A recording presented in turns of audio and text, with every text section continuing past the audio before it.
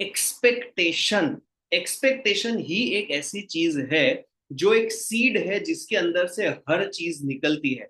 We were just discussing कि मान लो fear, fear हमारी लाइफ में बहुत है, हर चीज का डर लगता है। मान लो हमारी लाइफ में से एक्सपेक्टेशन निकल गया, तो हमें किस चीज का डर?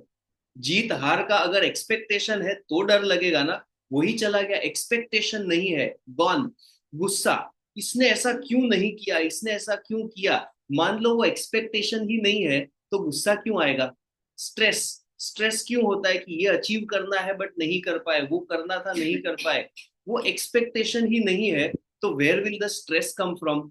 सो इन समरी अगर देखा जाए, तो हमारी लाइफ के मेजॉरिटी प्रॉब्लम्स, उनका जो सीड है, जड़ है, रूट है, that root is our expectation. हम एक्सपेक्ट करते हैं और सामने वाले सिचुएशन में कोई ना कोई इश्यू क्रिएट हो जाता है। So we should work on what is called expectation. अब एक्सपेक्टेशन को लेके भगवत गीता में क्या कहा है? I tell you one thing. Second अध्याय के अंदर 47 नंबर के श्लोक के अंदर, वी ऑल नो दिस श्लोक, ठीक है?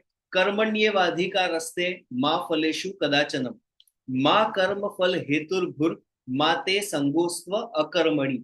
ठीक है, ये श्लोक हम सब लोगों ने स्कूल के टाइम पे सुना है, सुना है, सब लोगों ने ये सुना है, यस। बट ये श्लोक एग्जैक्टली हमको सिखाता क्या है, ये हम समझते हैं।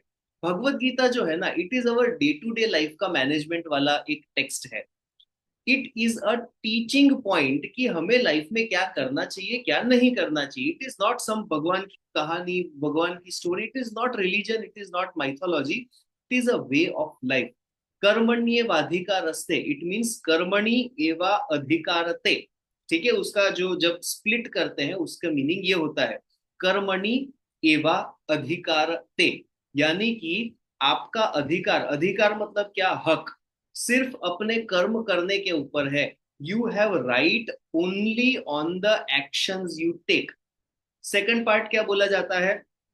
कर्मण्ये वाधिका रस्ते माँ फलेशु कदाचनम, माँ मतलब नो, नहीं है, फलेशु उसके रिजल्ट के ऊपर, मैंने ये एक्शन किया ना, अब मुझे ये मिलना चाहिए, मैंने पढ़ाई की ना, मुझे अच्छे मार्क आने चाहिए। ये जो हम फल की आशा रखते हैं, कदाचनम, माँ, माँ क्या बोलते हैं उसको?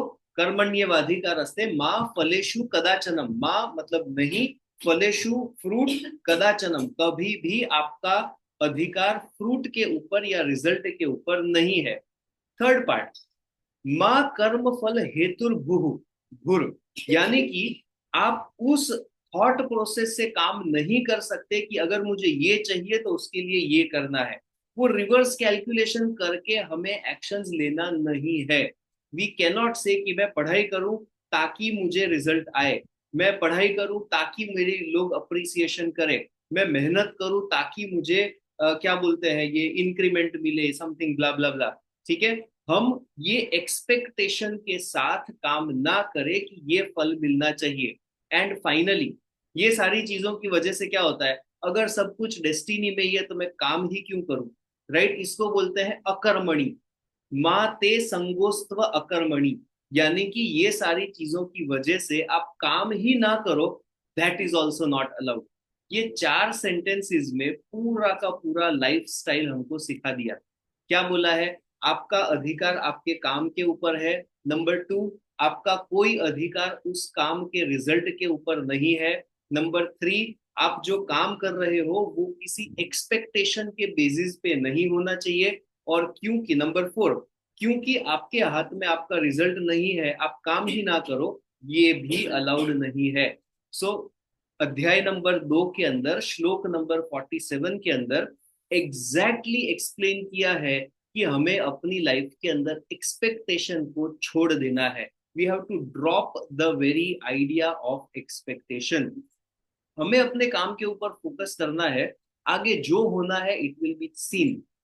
ठीक है, जो होना है वो होगा, बट मैं क्या कर रहा हूं, that we have to worry about, that we have to bother about, that we have to think about. ठीक है, so this is the thing, हम अपनी लाइफ के अंदर से एक्सपेक्टेशन नाम का जो ये टेररिस्ट है, उस टेररिस्ट को अगर हम हटा दें, हमारी लाइफ पीसफुल हो जाएगी and we will be more happy in our life. Okay, so with this understanding